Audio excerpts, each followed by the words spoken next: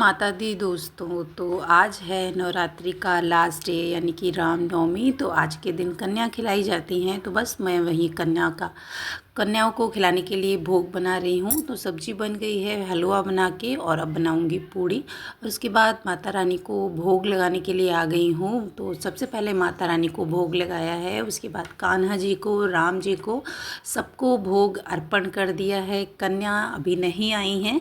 आज के दिन कन्याओं का बहुत रश रहता है, बहुत ज़्यादा कन्या मिलती नहीं है। जिनको हमने पहले से निमंत्रण दे रखा है वो भी कन्या नहीं मिलती हैं, से गायब रहती हैं बिल्कुल। तो बस उनका इंतज़ार है। तब तक मैं यहाँ पे अपनी जो मेरी पूजा बाकी है वो पूजा मैं अपनी कंप्लीट कर लूँगी। जब तक कन्याएँ आएंगी तो माता रानी को भोग लगा दूँगी। और अभी मैंने अग्यारी नहीं की है। जो छोटा सा हवन हम नवरात्रि में पर डे करते हैं वो वाला हवन अभी नहीं किया है। तो आज जो माँ का भोग लगेगा उसी से हवन होगा, यानी कि जैसे जो हम हवन प्रॉपर रोज़ करते हैं प्रॉपर तरीके से वो तो करेंगे। उसके साथ ही जितना जो कुछ भी माँ का भोग बनाया है, तो मीठा जितना सामान हमने मीठे में बनाया है उसका भोग हमें अग्नि में लगाना है। मतलब अग्नि रूप में आज हम माता को ग्रहण कराएंगे। कहते हैं कि जो है जब हम अग्नि में कोई चीज़ माता को ग्रहण कराते हैं तो वो भोग लगता है, उनका प्रॉपर भोग लगता है। तो मैंने यहाँ पे पूड़ी ले ली है और पूड़ी के छोटे छोटे से पीसेस कर लिए हैं, और साथ ही में ले लिया है हलवा, और उसमें थोड़ा सा घी डालेंगे। उसके बाद हम माता रानी को भोग समर्पित करेंगे।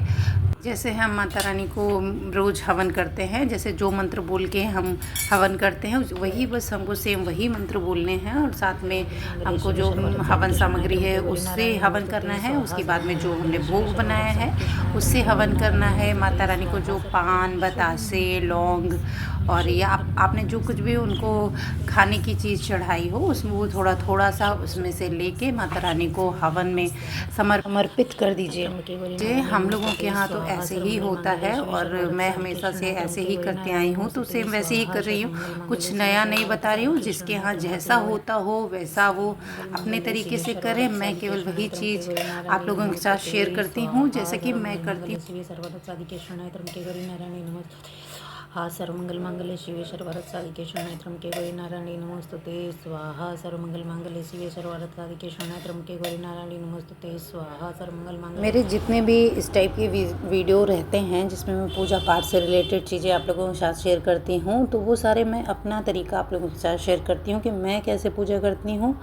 बस आप सब लोग अपना तरीका फॉलो कीजिए, जैसा कि आपके घर में होता हो, आपके बड़े लोग करते हों उस तरीके से, जैसे आपकी फैमिली में होता हो उस तरीके से आप पूजा कीजिए। किसी की देखा दुनी मत कीजिए कि वो ऐसा कर रहे थे वो ऐसा कर रहे थे तो मुझे भी वैसा ही करना है, बिल्कुल भी नहीं। आप अपने तरीके से माता पूजा होने से हमारे घर की रौनक ही बढ़ जाती है, इतना अच्छा लगता है। और आज माता रानी आज अपने पर्वत पे प्रस्थान करेंगी। आज हमारा घर सूना हो जाएगा, बिल्कुल भी अच्छा नहीं लगेगा। अभी देखिए कितना सुंदर लग रहा है सब कुछ सजा हुआ। और जब माता रानी चली जाएंगी तो हमारी ये चौकी सूनी हो जाएगी, पूरा पूजा का रूम यानी कि पूरा घर ही सूना हो जाएगा। और अब आ चुकी हैं कन्याएं, तो अब बस सब लोगों के मैं चरण धुला दूंगी, और उसके बाद मैं करूंगी कन्या पूजन। और जैसे ही कन्याएं आके बैठती हैं ना, तो अपना अपना जैसे ही उनको पता चलता है कि कुछ भी सामान कुछ उनको मिलने वाला है तो वो ज़्यादा एक्साइटेड हो जाती हैं, और पहले से ही अपने कलर क्या चाहिए, ये चाहिए मुझे, वो चाहिए बताना स्टार्ट कर देती हैं। तो काफ़ी टाइम हो गया था, काफ़ी देर से हम वेट कर रहे थे, तो थाली फटाफट से लगा के रख ली थी। तो जैसे ही कन्याएं आईं तो पहले मैंने उनको तेल लगाया, फिर टीका लगाया, उसके बाद थाली दी, और उसके बाद कर रही हूँ मैं आरती। तो यहाँ पे लौंग और कपूर की आरती की जाती है। जितनी कन्याएं होती हैं उनकी, तो वो आरती वगैरह करने के बाद सबको खिला दिया है। और फिर सब कन्याओं को खड़े करके परिक्रमा लगाई जाती है। तो यहाँ पे 7 या 5 आप जिस हिसाब से परिक्रमा लगाना चाहें, आप माता रानी को जितनी आप में सामर्थ्य हो उतनी लगाइए।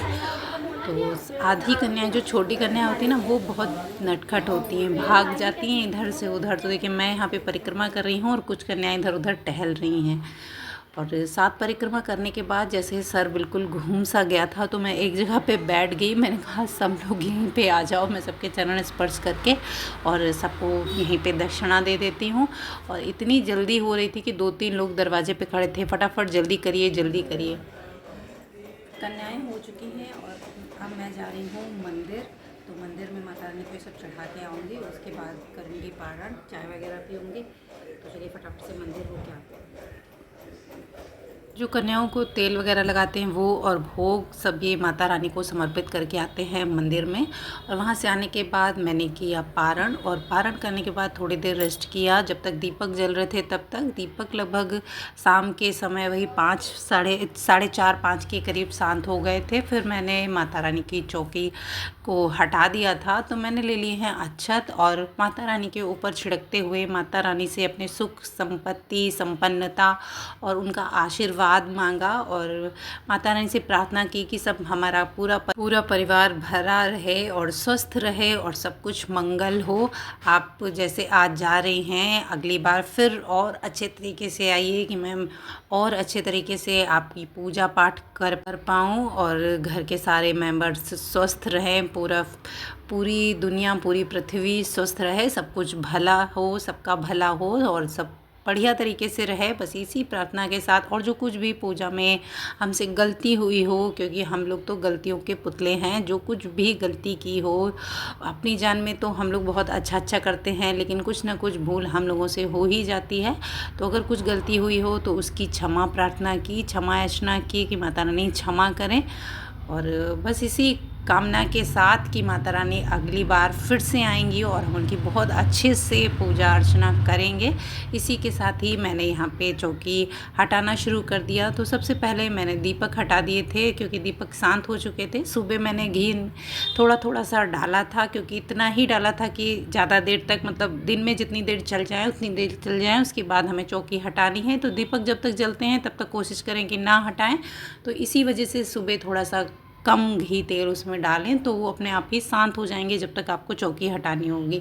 फिर आप पे हर चीज़ के हाथ जोड़ के सबको प्रणाम करके धीरे धीरे चीज़ों को हटाना है।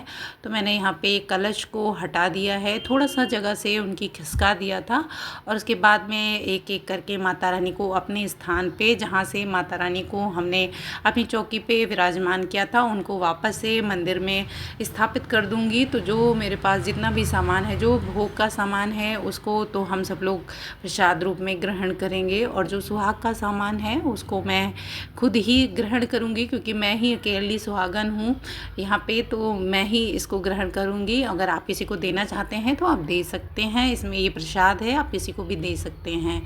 तो धीरे धीरे चीज़ें एक एक करके मैं चीज़ों को हटा रही हूँ।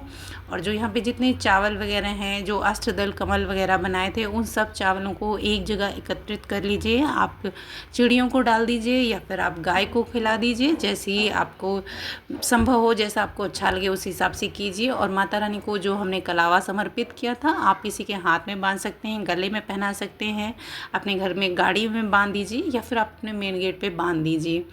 तो जैसा आपको अच्छा लगे, जो उचित लगे वो आप अपने हिसाब से कीजिए। बस कोई भी चीज़ों की ऐसे इधर उधर नहीं डालना है, पैरों के नीचे चीज़ें नहीं आनी चाहिए, क्योंकि ये सब पूजा से रिलेटेड हैं। बाकी आप लोग खुद पूजा करते हैं, सबको पता है कि हमको क्या कैसे करना है, किस हिसाब से चीज़ें करनी हैं।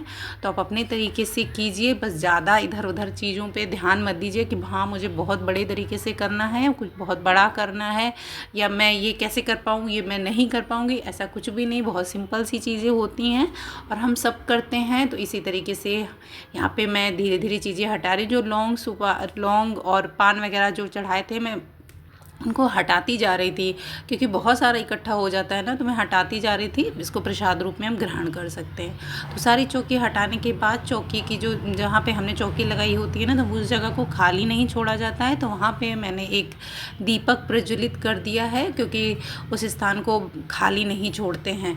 तो एक दीपक प्रज्वलित किया है, जब तक ये जलेगा तब तक जलेगा।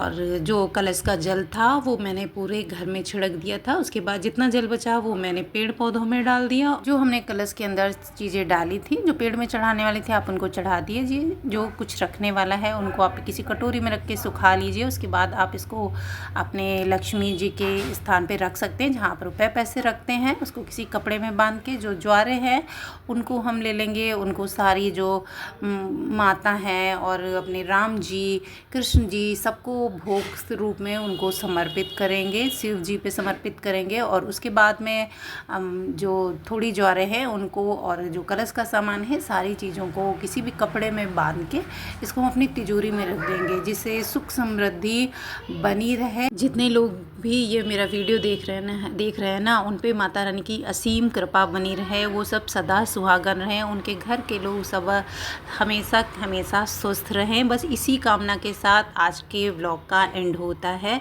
तो ये था मेरा एक छोटा सा व्लॉग। तो अगर आप लोगों को अच्छा लगा हो तो please like comment and share कीजिएगा। जय माता दी।